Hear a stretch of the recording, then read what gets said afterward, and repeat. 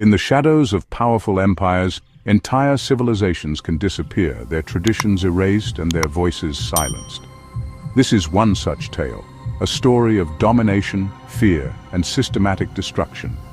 Druidism, an ancient and enigmatic spiritual tradition of the Celts, once stood as a cornerstone of life across the British Isles and parts of Europe. The Druids, revered for their unparalleled influence over people and nature, were more than just religious figures. They were healers, judges, and guardians of generational wisdom. But their vast knowledge and authority became the target of one of history's mightiest empires, Rome. To the Roman Empire, Druidism was not merely a religion. It was a formidable force of resistance. These spiritual leaders inspired defiance against Roman rule, and the empire saw no room for insubordination. What followed was a calculated campaign, not just to eliminate the Druids as individuals, but to obliterate their culture, their beliefs, and their very existence from history. This is the dark and haunting story of how Rome, wielding its vast power and unmatched brutality, sought to extinguish an entire spiritual order. Once a thriving belief system deeply intertwined with the natural world, Druidism was reduced to scattered myths and legends. Today, it's easy to think of Druids as mystical, long-haired priests, but their role stretched far beyond the confines of religion. In Celtic society, Druids occupied a unique and powerful position that bridged spirituality, law, and governance. They were not merely priests, they were the repositories of cultural knowledge, the mediators of disputes, and the conduits for divine will. Imagine them as a blend of spiritual sages, political advisors, and judicial authorities. Their influence extended far beyond the sacred groves and natural spaces where their rituals unfolded. Unlike the Romans, who codified laws and relied on written governance, the Celts transmitted their knowledge orally. This reliance on oral tradition made Druids indispensable. They were the cultural backbone of Celtic identity. Without them, the Celts risked losing the essence of who they were. Their beliefs, deeply rooted in nature, revolved around sacred groves, rivers, and stones. Their rituals took place outdoors, where the natural world was not just a backdrop, but an active, sacred participant. For Druids, nature was alive with spiritual energy and divine connection. Central to Druidic belief was the cycle of life, death, and rebirth. They saw the human soul as eternal, moving from one body to another in a cosmic rhythm akin to the seasons. This philosophy bridged the mundane and the mystical, connecting humanity to the divine. What made Druidism particularly remarkable was its reliance on oral tradition. The Druids refused to write down their teachings, committing everything to memory instead. Becoming a Druid demanded an immense dedication to study, up to 20 years of rigorous learning. This oral tradition elevated them to the status of scholars and philosophers, unparalleled in their intellectual rigor. Yet their influence wasn't limited to intellectual and spiritual realms. Druids held significant political sway. In times of war, they inspired warriors and chieftains, often uniting tribes under a shared divine cause. In times of peace, they acted as negotiators and diplomats, fostering fragile alliances between rival tribes. Their expertise also extended to medicine. They used their vast knowledge of herbs, plants, and minerals to heal their communities. As spiritual leaders and practical healers, Druids were integral to Celtic society's survival and cohesion. By the time Rome encountered the Druids, their influence had spread across much of Europe. Celtic tribes, united by their reverence for Druidism, occupied territories spanning modern-day France, then Gaul, to the British Isles. These were not isolated primitive lands as Rome often portrayed them. They were rich in resources and strategically critical to the empire's ambitions. However, Rome soon realized it was not merely fighting scattered tribal warriors, but a deeply united cultural and spiritual force led by the Druids. Rome's first significant encounter with the Druids occurred during Julius Caesar's conquest of Gaul between 58 and 50 BCE. Caesar, known for his strategic brilliance and political acumen, recognized that defeating the Druids was not just about winning battles, it was about dismantling the spiritual foundation of Celtic resistance. His accounts, while tainted with both admiration and propaganda, provide some of the earliest Roman insights into Druidic practices. Caesar described the Druids as wielding immense power, but emphasized what he called their barbaric rituals, including human sacrifices. He used these descriptions to justify their destruction. To Caesar, the Druids were far more than religious figures. They were the architects of rebellion. He believed they were the spiritual glue uniting the Celts against Rome's imperial designs. As Rome's campaigns intensified, the Druids became a primary target. Their resistance, fueled by Druidic inspiration, tested Rome's resolve repeatedly, with battles like the pivotal conflict at Alesia revealing the depth of Celtic resilience.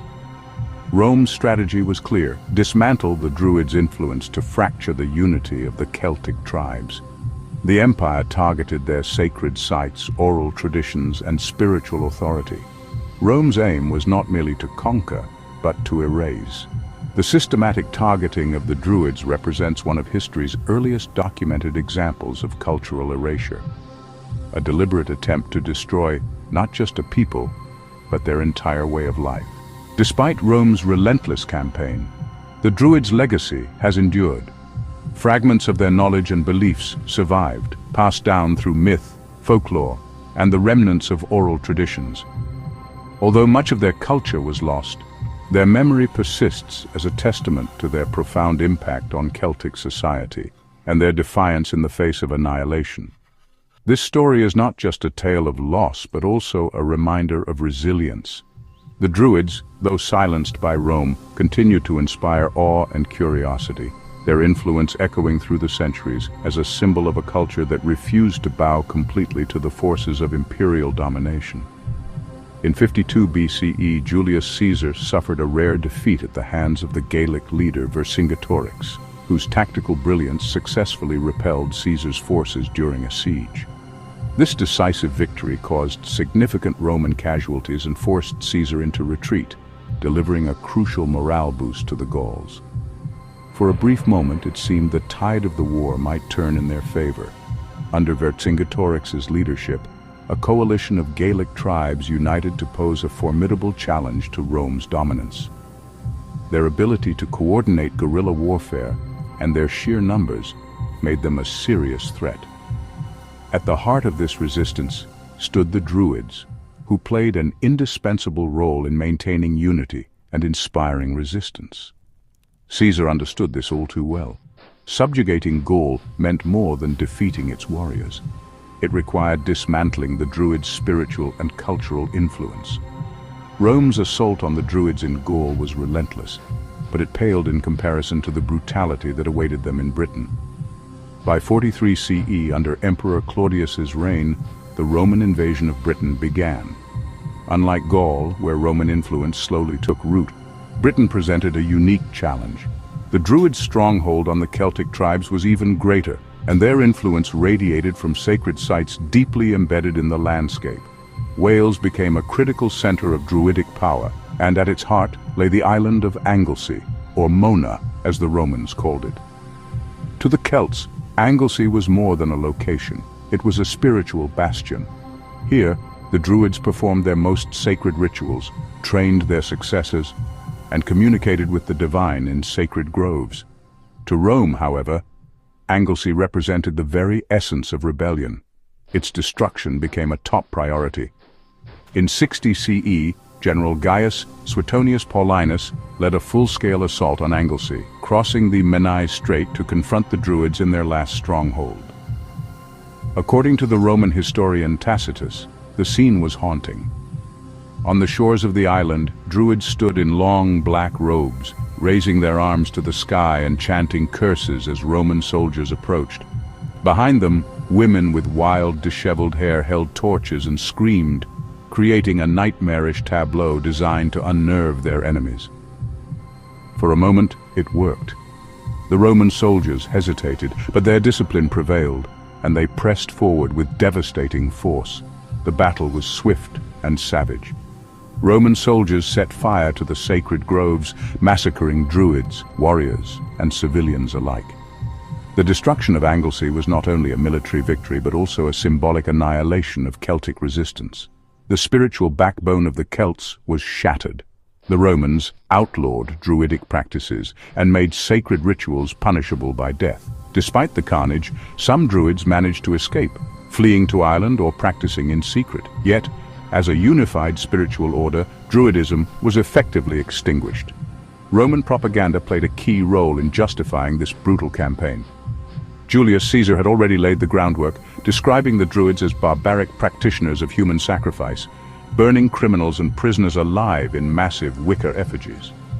While such accounts bolstered Rome's justification for conquest, historians debate their accuracy. It's possible that these stories were exaggerated or fabricated entirely to paint the Druids as monstrous enemies deserving of eradication. The narrative of the bloodthirsty Druids served a dual purpose. It convinced Roman citizens of the necessity of conquest and demoralized the Celtic people. By portraying their spiritual leaders as savage and inhumane, Rome severed the connection between the Celts and their religion. This psychological warfare was as effective as any military campaign. Over time, the Romanization of Celtic society further eroded Druidism. As Roman infrastructure, laws, and culture took hold, the Celts adopted Roman customs and gods, eventually replacing their spiritual practices with Christianity. By the end of the 1st century CE, Druidism as an organized religion had been all but destroyed. Yet some elements of Druidism survived. Ireland, untouched by Roman conquest, became a refuge for Druidic traditions, which persisted there for centuries. In regions under Roman control, fragments of Druidism lived on in folklore and mythology. The Celtic revival of the 19th century romanticized the Druids as wise mystics, reconnecting modern imaginations to a lost spiritual world. However, the reality remains stark. Rome's deliberate destruction of Druidism was one of history's most comprehensive acts of cultural eradication. The Druids, once the mediators between the human and divine, were torn from their people, their traditions scattered to the wind. What remains are fragments, myths, legends, and romanticized echoes of a spiritual order that once united an entire people. The calculated dismantling of Druidism was not just about destroying a religion. It was about erasing a culture, severing its ties to its identity, and consolidating control. In achieving this, Rome ensured its dominance, but at the cost of silencing a profound and ancient voice forever. If you enjoy our content, we'd love your support. By joining one of our channel memberships, you help us continue creating videos like this one while gaining access to some amazing perks. As a member, you'll unlock exclusive content available only to supporters, earn loyalty badges to show off in comments and live chats, and enjoy priority responses to your comments, shoutouts, and more. The best part? Memberships start at just $2.99 a month, less than a cup of coffee. Even small contributions make a big difference for the PJ Bible TV team in covering production costs and delivering the content you love. And if you're not ready to become a channel member today but still want to support us, there are other ways to help. Engaging with our videos is a tremendous way to show your support. By taking just a few moments to like the video, share it with friends, family, or on social media, and leave a comment, you're telling the YouTube algorithm to share our content with more people. Your support, no matter how you choose to show it, means the world to us. Thank you for being part of the PJ Bible TV community.